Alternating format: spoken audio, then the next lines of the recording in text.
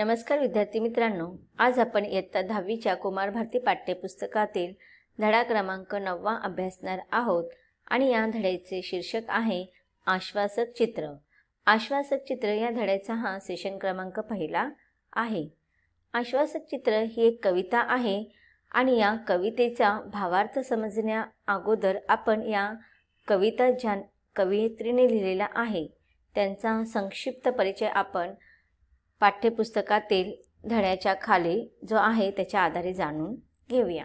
आश्वासक चित्र या कवितेची कवयित्री आहेत नीरजा। नीरजा ह्या स्त्रीवादी कवयित्री म्हणून प्रसिद्ध आहेत, तसेच ते कथालेखिका सुद्धा आहेत। त्यांचे निरन्वय, वेना, स्त्री गणेशा, निरर्थकाचे पक्षी हे कविता संग्रह प्रसिद्ध आहेत। जे दर्पणी बिंबले, ओल हरवलेली माती हे कथासंग्रह इत्यादी लेखन नीरजा यांचे प्रसिद्ध आहे। महाराष्ट्र शासनाच्या कवी केशवसूत, इंदिरा संत तसेच भैरू रतन दमानी इत्यादी पुरस्कारांनी त्यांना सन्मानित करण्यात आलेले आहे। हा झाला कवयित्रींचा संक्षिप्त परिचय। आता ह्या कवितेचा आशय आपण समजून घेऊया। प्रस्तुत कवितेत कवयित्री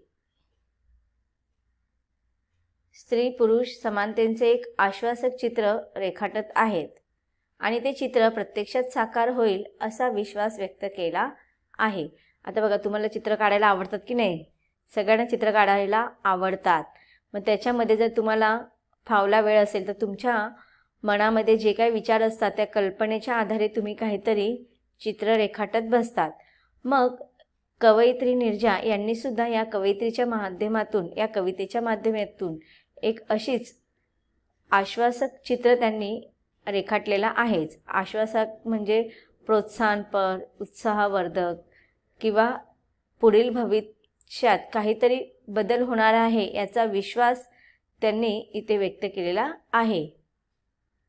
मग हे चित्र प्रत्यक्षात साकार होईल अशी त्यांना विश्वास व्यक्त होतो। कवितेत व्यक्त झालेला विचार सार्वकालिक आहे। सार्वकालिक म्हणजेच की तो प्रत्येक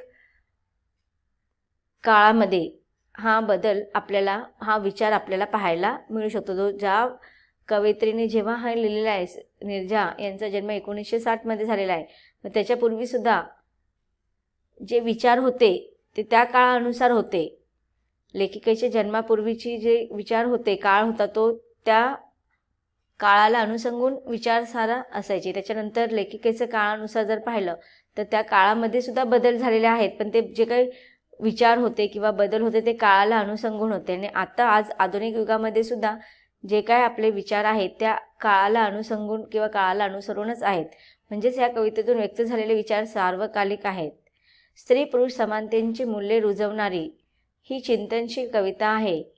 कवयित्रीने प्रस्तुत कवितेत चित्र केलेले स्त्री पुरुष समानतेचे मूल्य सर्व विद्यार्थ्यांमध्ये संक्रमित व्हावे व रुजावे या उद्देशाने पाठ्यपुस्तकात या कवितेचा समावेश केलेला आहे।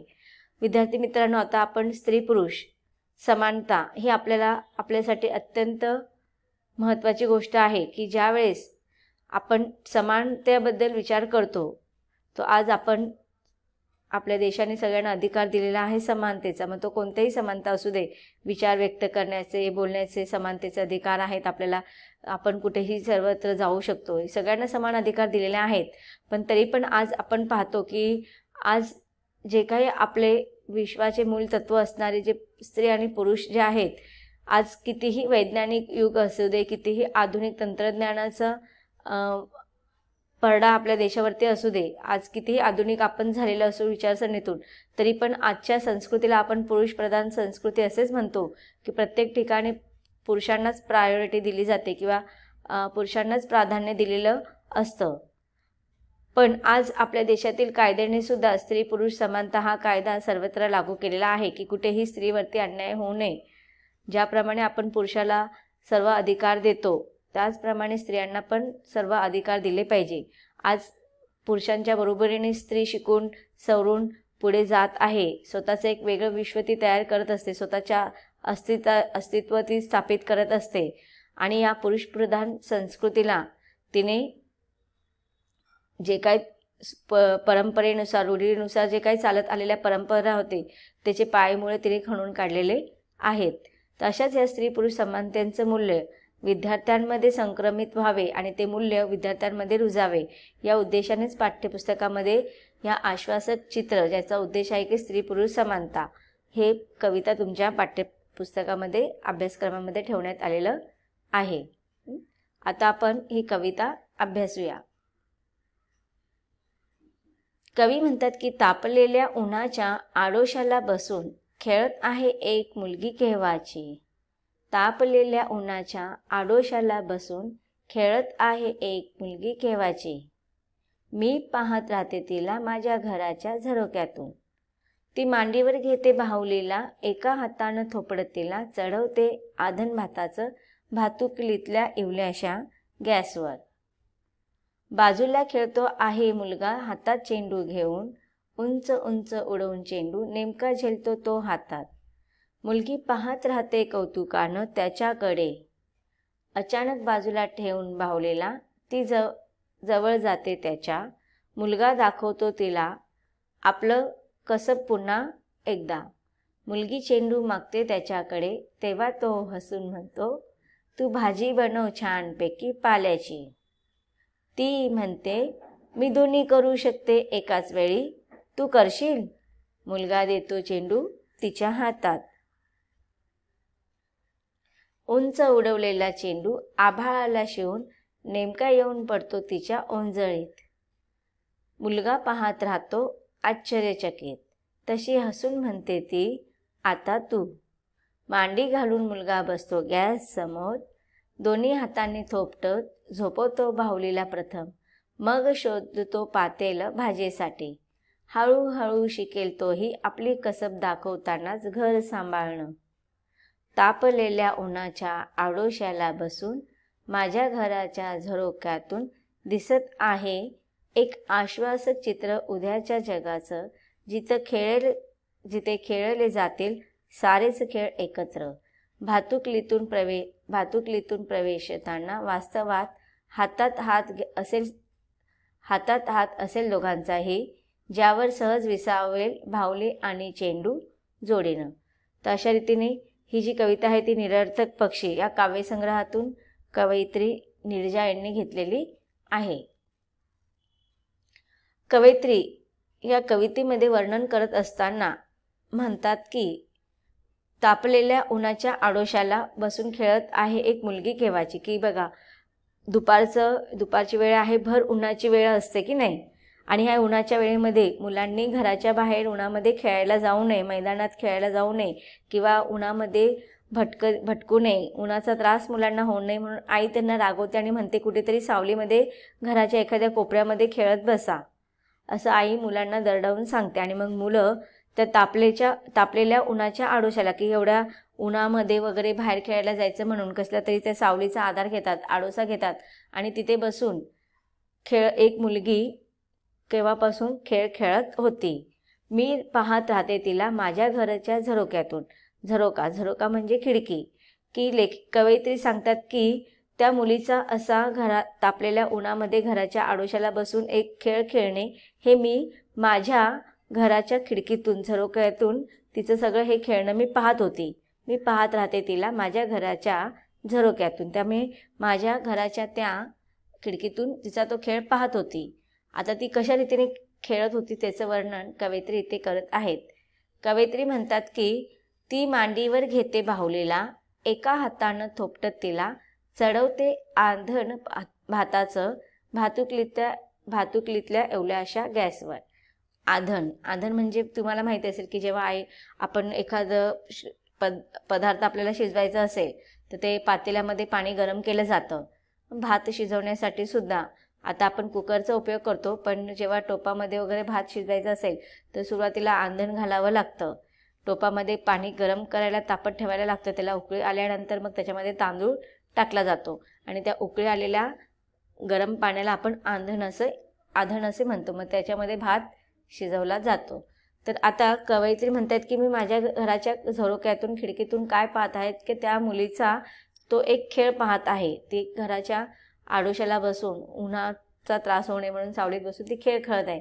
तिने काय केलेलं आहे, ती मांडीवर घेते बाहुलीला आणि एका हाताने तिला थोपटत असते, म्हणजे तिला थापडत असते, ओंजारत असते, गोंजारत असते. आणि दुसरीकडे ती काय करत असते, दुसऱ्या हाताने भातुकलीच्या इवल्याशा गॅसवर, भातुकली म्हणजे तुम्हाला भातुकलीची खेळ माहिती असतील की नाही, लहान मुलांना फार आवडतं खेळायला. भातुकलीची खेळ, लुटुपुटीचा तो संसार असतो आणि त्या संसारामध्ये ते छोटीशी भांडी असतात. आपल्या घरामध्ये जे काही मोठी मोठी भांडी असतात त्याचं ते इवलुलूचं प्रतिरूप असतं. तो घरामध्ये एवढा मोठा गॅस असतो, पण तो भातुकलीचा खेळण्यातला, लुटुपुटीच्या संसारीतला छोटासा एवढासा गॅस असतो तो लहान मुलींच्या खेळण्यातला. आणि त्या भातुकलीच्या लुटुपुटीच्या त्या खेळामध्ये तो काय, तुझा तो इवलासा गॅस होता, त्या गॅसवरती ती काय करते, एकीकडे गरम पाणीचं आंधण करायला ठेवत आहे, त्याच्यामध्ये तिला भात शिजवायचा आहे. आता बघा, मुलं जी असतात ना, लहान मुलं, ती सर्रास आपल्या पालकांचं अनुकरण करत असतात. ते खेळता खेळता ना घरामध्ये आई काय करत आहे, वडील काय करतोय, मोठा दादा किंवा मोठी ताई काय करते ना, हे सगळं ते निरीक्षण करत असतात. आणि मग जेव्हा आपल्या कळत न कळत ते कधी हे सगळ्या गोष्टी टिपवून ठेवतात, निरीक्षण करतात, हे आपल्याला जाणवत सुद्धा नाही. मग अशाच ह्या लहान मुलीने आपल्या आईच्या अनुकरण केलेलं आहे की आई कशी ती लहान बाळाला घेते मांडीवर, त्याला सांभाळत असते, त्याला ओंजाळत असते, गोंजाळत असते, झोपी लावायचा प्रयत्न करत असते. एकीकडे मांडीवर थापडून त्याला झोपी लावायचा प्रयत्न करत असते, तर दुसरीकडे दुसऱ्या हाताने त्या बाळाला आपल्या मांडीवर घेताना मांडी न हलवता त्याची झोप मोड होणार नाही अशा प्रकारे दुसऱ्या हाताने ती घरातील एखादं छोटं मोठं काम करत असते. मग ह्या मुलीकडे सुद्धा खेळण्यातली भातुकलीचा खेळ आहे आणि तिची छोटीशी बाहुली आहे. आणि ह्या खेळ खेळत असताना ती आईचं अनुकरण करते की बाहुलीला तिने बाळ समजून आपल्या मांडीवर घेतलेलं आहे आणि तिला थापडत आहे, आणि दुसरीकडे ती गॅसवरती भाताचं आंधण ठेवत आहे. कवयित्री म्हणतात की बाजूला खेळतो आहे मुलगा हातात चेंडू घेऊन, खूप उंच उडवून चेंडू नेमका झेलतो तो हातात. आता बघा इथे काय सांगितलेलं आहे की एकीकडे ती मुलगी भातुकलीचा, लुटुपुटीच्या संसारातील खेळ बाहुलीसोबत खेळत आहे, तर त्याच वेळेस तिचा बरोबर एक मुलगा आहे, तो तिचा भाऊ असणार आहे. घरातीलच बघा भावंड खेळत असतात की नाही, भाऊ बहिणी. तर मग तो भाऊ तिचा काय खेळ करत आहे किंवा तो मुलगा काय करते, कोणता खेळ खेळत आहे की चेंडूचा खेळ खेळत आहे. त्याने छानपैकी चेंडू हातामध्ये घेतलेला आहे आणि तो खूप उंच उडवतो. आणि नंतर तो उंच उडवल्यानंतर जेव्हा तो खाली येतो ना, तेव्हा तो मुलगा अलगदपणे, नेमका हळुवारपणे तो उंच उडालेला चेंडू त्याच्या त्या हातामध्ये झेलतो.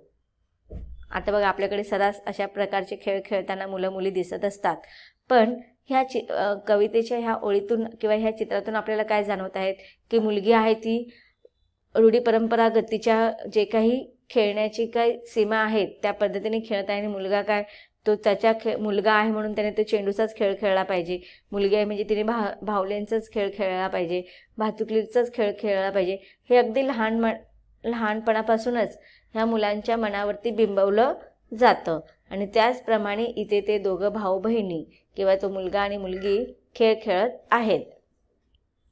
मुलगी पाहत राहते कौतुकानं त्याच्याकडे, अचानक बाजूला ठेवून बाहुलीला ती जवळ जाते त्याच्या, मुलगा दाखवतो तिला आपलं कसब पुन्हा एकदा. कसब म्हणजेच आपल्यातील ती कला, आपल्यातील ते कौशल्य, तो मुलगा तिला दाखवतो. बघा, आता जेव्हा मुलगी हे लुटुपुटीचा खेळ खेळत असते, बाहुलीला आपल्या मांडीवर घेऊन तिला थापडत असते, थोपडत असते, आणि एकीकडे ती गॅसवरती आईसारखा स्वयंपाक करायचा प्रयत्न करत असते. पण तिचा गॅस कसा आहे, लुटुपुटीच्या त्या संसारातील खोटा तो तिचा संसार आहे. आणि त्या गॅसवरती तिने काय केलेलं आहे, भाताचा टोप ठेवलेला आहे, आंधण ठेवलेला आहे तिने. आणि त्याच वेळी तिच्या बरोबर जो मुलगा खेळत आहे तो काय करत आहे, चेंडूने खेळत आहे, आणि तो चेंडू इतका उंच उडवतो आणि तितक्याच तो कौशल्याने, कसबीने तो चेंडू झेलतो. आणि जेव्हा हे ती मुलगी पाहते तिला फार कौतुक वाटतं की कसं त्याने तो बॉल उंच फेकला आणि अगदी बरोबर त्याने खाली आल्यावरती तो बरोबर त्याच्या हातामध्ये कसा झेलला, हे फार त्या मुलीला फार कौतुक वाटतं त्याचं. आणि म्हणून ती त्याच्याजवळ जाते आणि त्याचा तो बॉल खेळण्याचा, चेंडू खेळण्याचा खेळ कौतुकाने पाहत राहते. आणि अचानक बाजूला ठेवून बाहुलीला ती जवळ जाते त्याच्या, आणि मुलगासुद्धा त्याचं ते कसब, त्याच्यातले ते कौशल्य त्या मुलीला अत्यंत कुशलतेने पुन्हा एकदा दाखवतो. तर विद्यार्थी मित्रांनो, कवितेच्या या ओळीतून आपल्याला काय समजलं की मुलगा म्हटल्यावरती त्याचे विशिष्ट प्रकारचे खेळ खेळण्याचे असतात. हे खेळ मुलांनीच खेळले पाहिजे. मुलगी म्हटल्यावरती तिचे पण विशेष खेळ ठरवून दिलेले असतात. तिने पण हेच खेळ खेळले पाहिजे. ही जी काय मानसिकता आहे ती आपल्याला ह्या कवितेच्या सुरुवातीच्या ओळीमध्ये पाहायला मिळते. मग आता कवयित्रीने ह्या मानसिकतेतून काय आश्वासन पाहिलेलं आहे, काय आश्वासक चित्र रेखाटलेलं आहे याचा अभ्यास आपण कवितेच्या पुढील ओळींद्वारे करणार आहोत. परंतु त्या ओळींचा भावार्थ आपल्याला पाठाच्या पुढील भागामध्ये समजून घ्यायचा आहे. धन्यवाद.